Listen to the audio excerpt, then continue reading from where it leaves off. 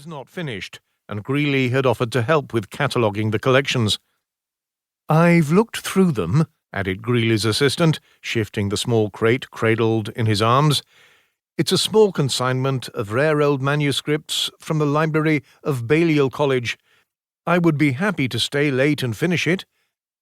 "Thank you, Mr. Quincy, but you've done more than your fair share today."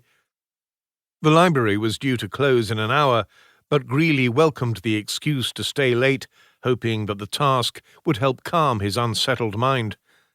"I enjoy looking at old manuscripts. Give them to me." Greeley took the crate from Quincy and headed to his private office, a small space crammed into the far corner of the West Wing. His desk, as usual, was in a state of cheerful disarray. It drew a rare smile as he took a seat and placed the crate on his blotter. Scholarly ideas. They were far more comfortable companions than people. Wads of balled-up paper had been wedged around the manuscripts to keep them from shifting and damaging the fragile covers. He pulled them out and tossed them into a scrap pail, only to pause on recalling what he had discovered the previous week among the crumpled paper of another consignment. Greeley glanced at the pile of documents on his desk, then reluctantly pulled the colourful printout from among them and unfolded it. It was a commentary from several months ago by the infamous A.J. Quill, London's most popular satirical artist. Greeley paid little attention to current events, preferring to keep himself cloistered within the ivory tower of academia, but he was aware of the man's work and appreciated his clever drawings and scathing humour. Everyone knew that the moniker was only a pen name, and speculation as to A.J. Quill's real identity was a parlour game throughout the beau monde. Senior government official, high-ranking military officer, a titan of the Bank of England or the East India Company. Given all the intimate information that A.J. Quill knew, the assumption was that he had to be someone within the highest echelons of power.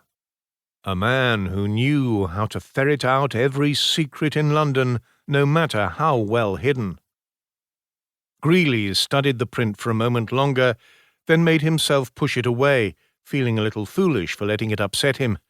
It meant nothing. The earlier recurrence of the disturbing memory had put him on edge, that was all. Opening the ledger that came with the crate, Greeley drew in a calming breath and began the meticulous task of cataloguing the manuscripts. He worked in peaceful contemplation as the familiar sounds of the library quieted after the closing hour. But then, without warning, the bedeviling memory once again exploded inside his head, and all of a sudden, a long-ago moment, two men huddled together, their whispers teasing through the night breeze, flickered free of the muddled haze. The words were no longer just an amorphous buzz. They sharpened to a startling clarity. Oh, surely not. And yet, as he shot a glance at the print he had put aside, a chill ran through him as if cold steel had kissed up against his spine. What if the scene that I am remembering is true? He sat for a moment longer, the question bedeviling him, and then rose abruptly. Several hours later, after studying the recent newspapers in the reading room and doing some research in the West Wing's archives, he had uncovered enough unsettling information to send him rushing back to his office to dash off a letter. A glance at his pocket watch showed that there was still time to hand it off to the late-night Royal Mail coach heading to London. After returning to the library, he resumed his work. Shadows flitted over the books and papers on his desk. A breeze tickled against the ancient leaded window. Looking up, he released a sigh. Perhaps I have let my imagination run wild. At the moment, evil seemed very far away. Still, as Greeley put down his pen and shuffled through the hastily scribbled notes he had made concerning his suspicions, he was glad he had sent the letter. Truth. I must know the truth.